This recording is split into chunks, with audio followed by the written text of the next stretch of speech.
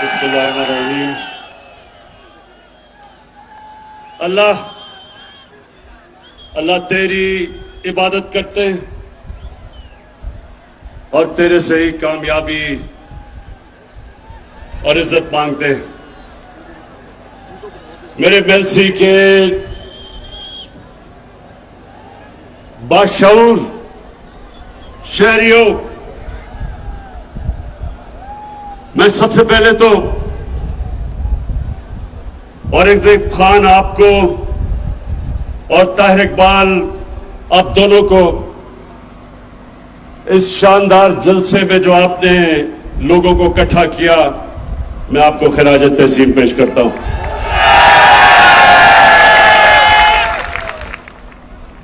अब औरंगजेब, इतनी ज्यादा चीजें आपने मेरे से मांग ली,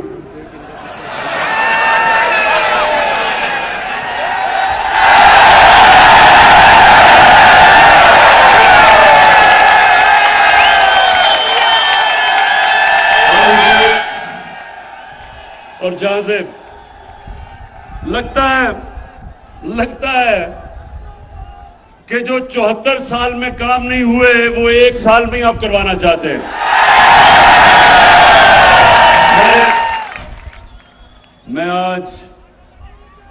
मैं आपको खुशखबरी सुनाता हूं। सबसे पहले तो मेलसी के लोगों, सबसे पहले खुशखबरी ये कि हमारी फेडरल गवर्नमेंट ने फैसला किया है कि हम जनूबी पंजाब के लिए 500 अरब रुपया मजीद खर्च करेंगे। और अभी आपको उस्मान बुज़दार ने, आप ही के जनूबी पंजाब के चीफ मिनिस्टर ने इतनी लंबी चीजें बताई हैं कि जो जो आपकी ख्वाहिशें थी तकरीबन सारी उन्होंने कहा या इस बारी पूरी होंगी और या अगले बजट में पूरी होगी। लेकिन मेलसी के लोगों, इससे भी ज्यादा खुशखबरी आपको सुनाने लगा हूं।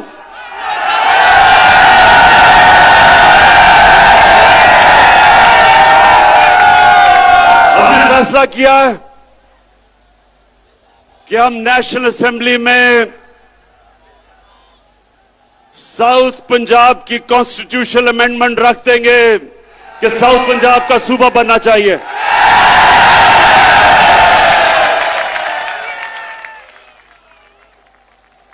अब हम देखेंगे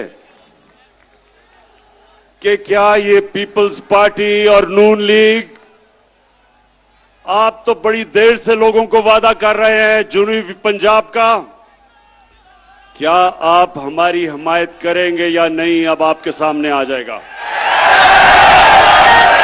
लेकिन इंशाअल्लाह हमने ये बिल रख देना असेंबली में। अच्छा, अब मेलसी के लोगों, ज्यादातर यहां गुजारा काश्तकारी के ऊपर होता है, तो सबसे पहले तो मैं बड़े फख्र से कहना चाहता हूं कि जितना किसानों ने हमारे दौर में, जितना किसानों के पास पैसा आया, कभी पाकिस्तान की तारीख में नहीं आया। और मैं आपको अब जरा, ये मेरे पास अदाद और शुमार है। मकई में हर एकड़ के ऊपर महंगाई के बावजूद जो मकई की फसल की कीमत बढ़ी है, 40,000 से 50,000 तक मजीद फायदा हुआ है किसान को।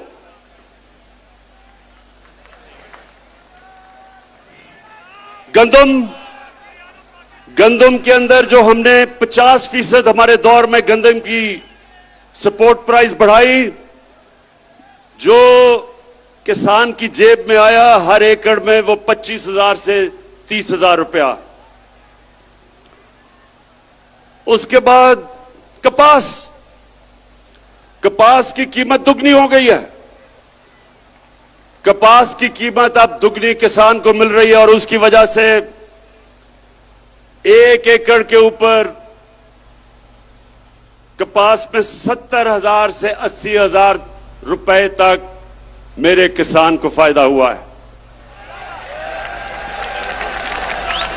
और अब एक और चीज कि यूरिया खाद मुझे पता है कम हुई थी बीच में, दुनिया में कम हो चुकी है, लेकिन अभी आपको मिलेगी। हमने बड़ी मुश्किलों से हमने खाद भी ज्यादा इस बार प्रोड्यूस की, ज्यादा गैस दिया, खाद की फैक्ट्रियों को बंद नहीं होने दिया, लेकिन उसके बावजूद हमने चाइना से 1 लाख टन खाद मंगवाई है, जो कि इंशाल्लाह 1 हफ्ते तक पहुंच रही है।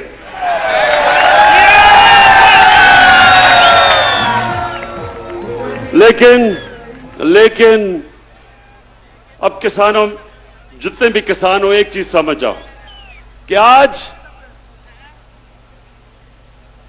बाहर की दुनिया में खाद जिस कीमत पे मिल रही है, उससे 5 गुना कम कीमत पे हम पाकिस्तान में खाद दे रहे हैं आपको। 132 अरब रुपए का हम सब्सिडी दे रहे हैं। तो मैं इसलिए आज आप किसानों के सामने पहले ये जरूर बात करना चाहता हूं, और भी अभी बड़ी बातें करनी है मैंने, लेकिन मैं पहले अपने, क्योंकि मेरा ये ईमान है, जब किसान खुशहाल होगा पाकिस्तान तरक्की करेगा। और ये बड़े मुश्किल वक्त में आपको पता नहीं कि अल्लाह ने हमारी हुकूमत को किन किन इम्तिहानों से गुजारा है। पहले एक मुल्क मिला जिसको रे चोरों का टोला दिवालिया निकाल चुका था, उसको संभाला, और फिर जब वो संभल रहा था तो 100 साल में एक दफा इस तरह का बुरान आता है, जो कोरोना वायरस पाकिस्तान और सारी दुनिया में आ गई। और मैं अल्लाह का शुक्र अदा करता हूं कि हमारा वो मुल्क है जो दुनिया मानती है कि 190 मुल्कों में से वो 3 वो मुल्कों में से है जिसने सबसे बेहतर तरीके से इस बड़े बुरान से अपने मुल्क को निकाला है, अपने लोगों को भी बचाया, अपनी माइशत को भी बचाया। और उसके बाद महंगाई का समुंदर आ गया सारी दुनिया में। मेलसी के नौजवानों, आपको पता होना चाहिए कि इस वक्त दुनिया की तारीख में, यानी, और मैं तारीख की बात कर रहा हूं कि अमेरिका में 40 साल के बाद सबसे ज्यादा महंगाई आई है, बर्तानिया में 30 साल के बाद, जर्मनी में 26 साल के बाद, तुर्की में 20 साल के बाद। इतनी महंगाई दुनिया में जो आई है, उसके मुकाबले में पीपल्स पार्टी का जो 2008 से 13 का दौर था, उस दौर में ज्यादा महंगाई थी आज से। लेकिन इस महंगाई के बावजूद इंशाअल्लाह हमने पूरी कोशिश की कि आपके ऊपर हम कम बोझ डालें,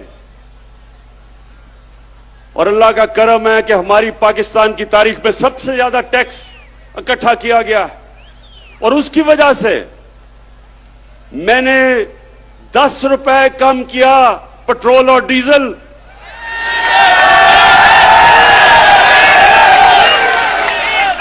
और 5 रुपए यूनिट बिजली कम की। ये सिर्फ इस तरह हम कर सके कि हमारी एफबीआर ने रिकॉर्ड टैक्स इकट्ठा किया, हमारी कौम ने टैक्स दिया, और मेरा अपनी कौम से वादा है, जितना जितना आप हमारे टैक्स देते रहेंगे, वो सारा टैक्स मैं अवाम के ऊपर बोझ कम करने पे लगाऊंगा। और अगर ये जो भगौड़ा बैठा हुआ है लंदन में, जिस दिन इसका मैंने पैसा वापस ले आया, तो मैं आपको वादा करता हूं कि पेट्रोल और डीजल की कीमत आधी कर दूंगा।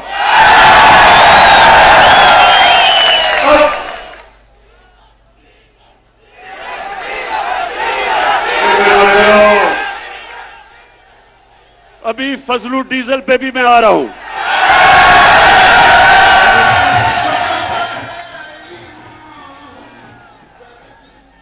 अच्छा मेलसी के लोगों, ये भगौड़े और डीजल के ऊपर आने से पहले मैं सिर्फ आपको, नौजवानों, आपके लिए एक बात करना चाहता हूं। मेरे मां बाप एक गुलाम हिंदुस्तान में पैदा हुए थे, मैं पहला था। हम वो बच्चे थे जो आजाद पाकिस्तान में पैदा हुए थे। और मेरी हमेशा मां बाप ने भी मुझे याद दिलाया और हमेशा मेरे ज़हन में था कि कभी हमने पाकिस्तान को कभी किसी की गुलामी नहीं करने देना। और मेरे मेलसी के लोगों और जो पाकिस्तान के लोग टीवी पे ये देख रहे हैं, ये सुन लो, ना आज तक इमरान खान किसी के सामने झुका है, और इंशाअल्लाह जब तक मेरे में खून है, मैं अपनी कौम को किसी के सामने झुकने नहीं दूंगा। अभी ये जरा सुने, यूरोपियन यूनियन के एम्बेसडर ने खत लिखा पाकिस्तान को कि आप रूस के खिलाफ उसके मुखालिफ स्टेटमेंट दें, उसके खिलाफ वोट दें। मैं ये यूरोपियन यूनियन के एम्बेसडर से पूछता हूं कि क्या आपने हिंदुस्तान को भी ये खत लिखा था? क्योंकि मैं अपनी कौम को याद करवाना चाहता हूं कि ये वो पाकिस्तान था जिसने ये नेटो की मदद की, जो वॉर ऑन टेरर थी, हमने उनका साथ दिया। मैं कभी ना साथ देता, मैं अपनी मुल्क को बाहर रखता उस जंग से, लेकिन उस वक्त का जो सरबराह था उन्होंने उनका साथ दिया। क्या मिला पाकिस्तान को? 80,000 पाकिस्तानियों की जानें गई, हमारा कबायली इलाका उजड़ गया, 35 लाख लोगों ने नकल मकानी की,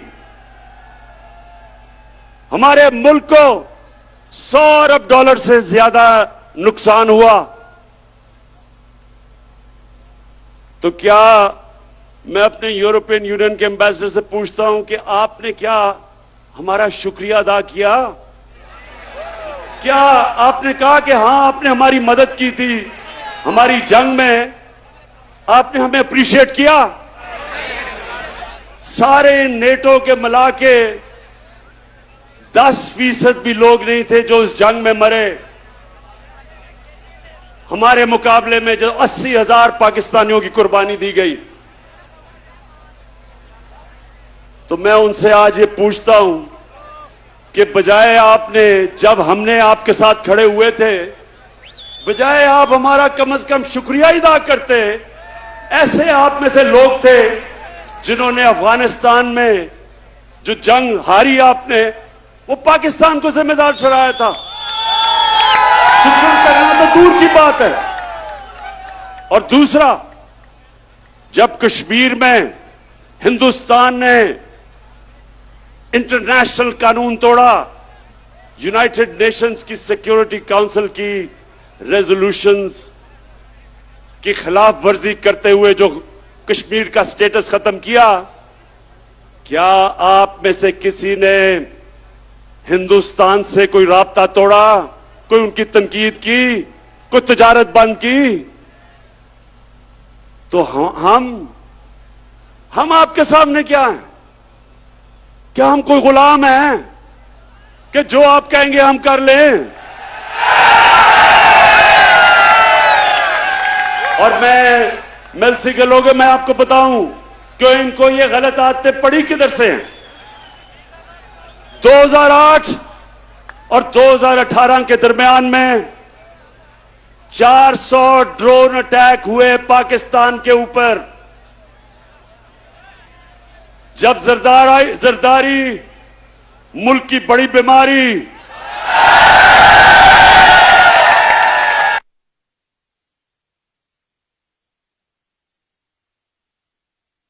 आज़म इमरान खान हुआ जो दुनिया की तारीख में कभी नहीं हुआ। नौजवानों, आपके पास सोशल मीडिया है, अपने टेलीफोन पे आप जरा गूगल करके देखें कि कभी ऐसा हुआ है कि एक मुल्क किसी मुल्क की जंग लड़ रहा है, उसके लिए जंग लड़ रहा है, और वही मुल्क उसी के ऊपर बमबारी कर रहा है। ये कभी हुआ है? और सवाल यह है कि ये दो डाकुओं ने क्यों नहीं उनसे पूछा, क्यों नहीं उनको कहा कि जब गांव के अंदर और हमारे कबायली इलाके पे जब ड्रोन अटैक यानी बम फटता था तो आपको पता है औरतें, बच्चे, बेकसूर लोग मारे जाते थे। जब ड्रोन अटैक एक घर पे फटता है तो लोगों के गोश्त के टुकड़े दीवारों पे होते हैं। इनको कोई शर्म नहीं आई कि हमारे पाकिस्तानी मर रहे थे। बाहर से हमारा ही दोस्त जिसके लिए हम जंग लड़ रहे हैं वही आके यहां ड्रोन अटैक कर रहा था। क्यों ये दोनों बोल नहीं रहे थे? क्यों नहीं बोल रहे थे?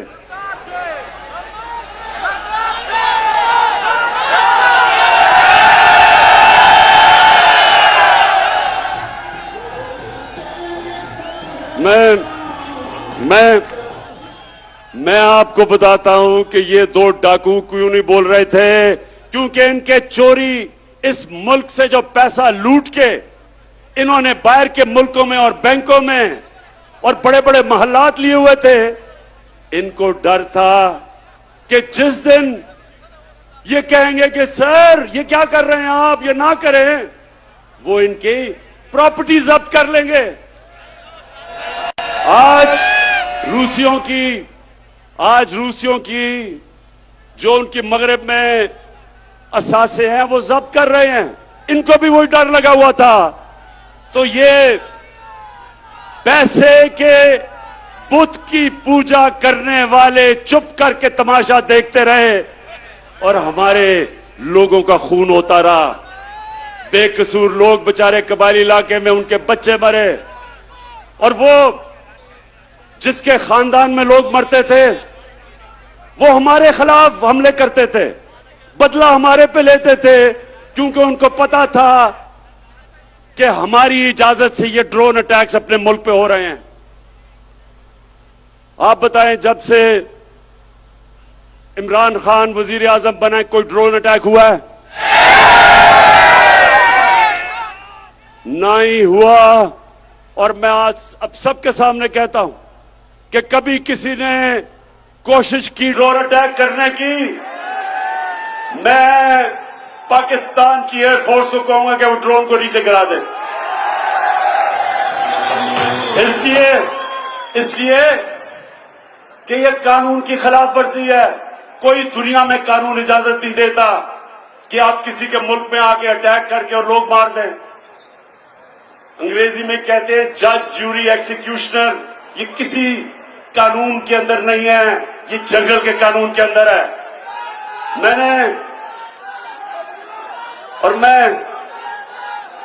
मेरे पाकिस्तान के नौजवानों, मैं ये चाहता हूं, ये गौर से एक बात समझ लें आप।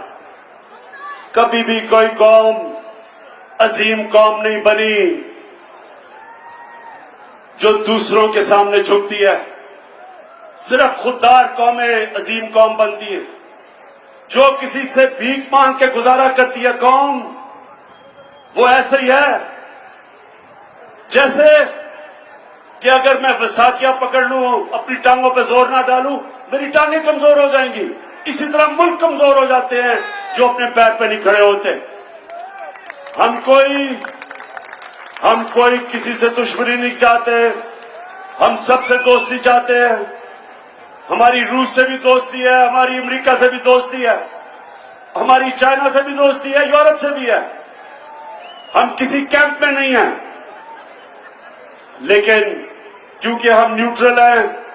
इंशाल्लाह हम उन मुल्कों के साथ मिलकर एक दिन कोशिश करेंगे कि जो यूक्रेन में जंग है ये बंद हो। इससे बहुत दुनिया को नुकसान हो रहा है। इससे तेल की कीमतें आसमानों पे चली गई, गंदम की कीमतें सब आसमानों में, गैस की कीमत उधर पहुंच गई है कि ये यूरोप जैसे मुल्क, बर्तानिया जैसे मुल्क में इस वक्त लोगों को मुश्किल पड़ी हुई है। तो इसलिए हम जंग में किसी का साथ नहीं देंगे, अमन में सबका साथ देंगे। अब मैं अपने पाकिस्तानियों, ये जो अदम एतमाद की तहरीक है इसके ऊपर जरा मैं बात थोड़ी सी करना चाहता हूं। पहले ये लोग कौन है जो अदम एतमाद की तहरीक चला रहे हैं? सबसे पहले मुजरिम नंबर 1 नवाज शरीफ झूठ बोल के सुप्रीम कोर्ट ने उसको सजा दी। बॉलीवुड की एक्टिंग की, रो धो के कि जी मैं तबाह हो गया, मरने वाला हूं, मिन्नतें करके बाहर चला गया। मैं ये सोचता हूं, नून लीग वालों अगर सुन रहे हो तो मेरी बात जरा, मैं चाहता हूं इस बात पे थोड़ा सा गौर करो कि कभी गीदड़ भी लीडर बन सकता है। कभी दुनिया में सुना है कि वो लीडर हो जो खुद दुमदुमा के भाग जाए और दूसरी तरफ भागा है। पहली दफा जनरल मुशर्रफ के दौर में तो आसिफ जरदारी ने तब कहा था, आसिफ जरदारी जब आप इकट्ठे होंगे तो जरा याद कराना शरीफों को और नून लीग को कि क्या आपने ये नहीं कहा था कि अटक जेल में टिश्यू के डब्बे खत्म हो गए नवाज शरीफ के आंसू पहुंचते पहुंचते। तो वहां रोना धो के वहां से भागा, झूठ बोल के गया कि मैंने कोई मुआहिदा नहीं किया। फिर वो सऊदी शहजादा आया और उसने मुआहिदा दिखा दिया। फिर कहता नहीं जी वो असल में 5 साल का था, 10 साल का नहीं। अब फिर बाहर चला गया है। अब नून लीग, मैं जरा अपनी, क्योंकि नून लीग में बड़े अच्छे अच्छे लोग भी हैं, तो मैं जरा नून लीग वालों से ये भी पूछना चाहता हूं, अपने जरा बच्चों को कहें जरा गूगल करें अपने मोबाइल पे, कोई इसकी दुनिया में मिसाल मिलती है कि एक मुल्क का 3 दफा वजीर आजम, उसके 2 बच्चे बाहर गए, अरबों रुपए के महलों में रह रहे हैं, वो खुद अरबों रुपए के महल में रहता है, और जब बच्चों से पूछते हैं कि जी ये पैसा किधर से आया, कहते जी हम तो पाकिस्तानी शहरी नहीं हैं, हम जवाबदेही नहीं हैं।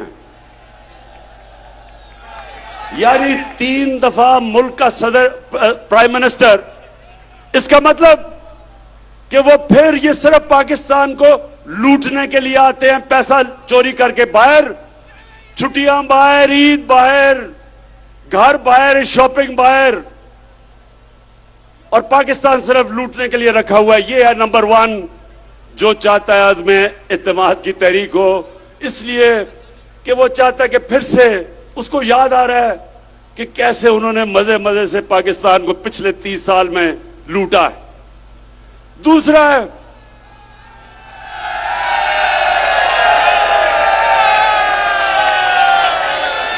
है शहबाज शरीफ। अब ये शहबाज शरीफ कौन है? अगर आपने शहबाज शरीफ का पता चलवा रहा है तो कहीं से मकसूद चपड़ासी को पकड़ के ले आए। वो बेचारा मकसूद चपड़ासी, एक दिन उसे पता चला कि उसके बैंक के अंदर 375 करोड़ रुपया आ गया।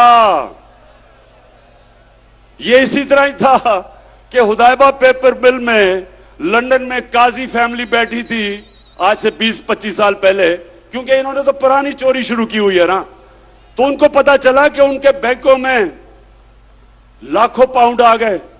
वो बेचारे हैरान, किधर से आए हैं?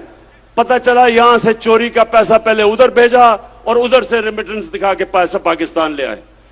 तो शहबाज शरीफ, अच्छा अब इसका मैं आपको एक बताऊं, इन दोनों ने एक बड़ा ये हर कोई मैच खेलता है ना, तो इन्होंने एक मैच की एक टेक्निक निकाली हुई है।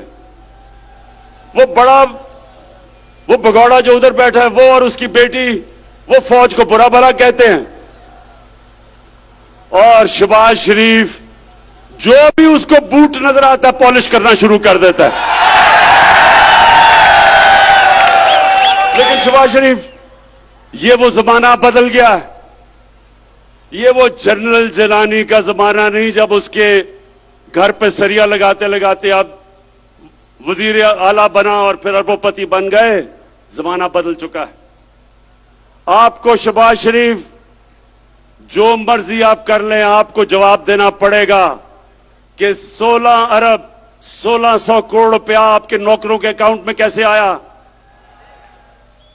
मैं फिर से नून लिख के पूछता हूं कि आप भी ये पूछे तो सही इससे कि 1600 करोड़ रुपया नौकरों के अकाउंट में किधर से आ गया। अगर हलाल का पैसा था तो अपने अकाउंट में लेते, क्योंकि आपने चोरी का पैसा था तो नौकरों के अकाउंट में। बेटे को भी इसने बाहर भिजवा दिया है, मकसूद चपड़ासी को भी बाहर भिजवा दिया है, अपने दामाद को भी बाहर भिजवा दिया है। भाई यहां तो अदालतें आजाद हैं, क्यों बाहर भिजवाया हुआ इनको। तो ये है दूसरा जो डरा हुआ है कि इसका केस आने लगा है, और अगर केस आ गया तो इसने जेल में होना है, इसलिए ये भी जल्दी जल्दी अदम एतमाद की तहरीक में। और तीसरा है नहीं बीमारी, जरदारी। जरदारी का कमाल यह है कि जब बेनजीर इक्तदार में आई तो आते साथ ही एक साल ही नहीं लगा, सारी दुनिया में धूम मच गई मिस्टर 10% कि हर चीज के ऊपर 10% पैसे खींच लेता था। ये वो आदमी था जो बेम्बिना सिनेमा के टिकट ब्लैक करता था। उसके बाद जो इसने पैसा बनाना शुरू किया, इसके और नवाज शरीफ के ऊपर बाहर के अखबारों के अंदर मजमून आए, किताबों के अंदर इनका जिक्र आया, इनकी चोरी का। बीबीसी के ऊपर फिल्में बनी इनकी चोरी पे। इसी जरदारी को 2 दफा नवाज शरीफ ने जेल में डाला करप्शन पे, और हुदैबा पेपर मिल का जो करप्शन का केस था वो जरदारी ने उसके ऊपर बनाया नवाज शरीफ पे। 96 की असेंबली में आसिफ जरदारी से पूछा गया कि सरे महल आपका है या नहीं है। एक बड़ा महंगा इसने महल खरीदा बर्तानिया में। इसने असेंबली में कहा यह मेरा नहीं है। वो केस हुआ, केस पाकिस्तान जीत गया, सरे महल को बेचा, पैसा पाकिस्तान आना था। इतने में मुशर्रफ ने इसको एनआरओ दे दिया, पैसा भी हजम कर गया वो। ये फिर $60 मिलियन यानी $6 करोड़ पड़ा था स्विट्जरलैंड में। पाकिस्तान ने केस किया, पाकिस्तान केस जीतने लगा था, मुशर्रफ ने एनआरओ दिया, वो भी हजम कर गया। ये हैं वो लोग जो सारे मिलके कि जी वो बहुत बुरे हालात है पाकिस्तान के, अदम एतमाद हम लेके आएंगे। और चौथे नंबर पे फजलू।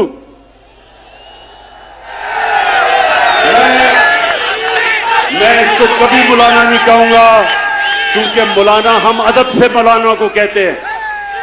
मौलाना पढ़े लिखे दीनी लोग होते हैं, हम उनकी इज्जत करते हैं। लेकिन जो डीजल के परमिट को बेच के पैसे बनाता है,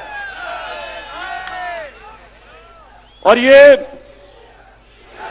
ये सिर्फ पैसे नहीं बनाता, ये ब्लैकमेल करता है। मदरसे के बच्चों को ले आया, इस्लामाबाद में धरना दिया। वो मीडिया ने जाके मदरसों के बच्चों से पूछा कि ये क्यों आए हो तुम धरना देने। उन्होंने कहा जी इसलिए कि इमरान खान यहूदी एजेंट है। उन्होंने कहा कि ये यहूदियों का या साजिश कर रहा है पाकिस्तान।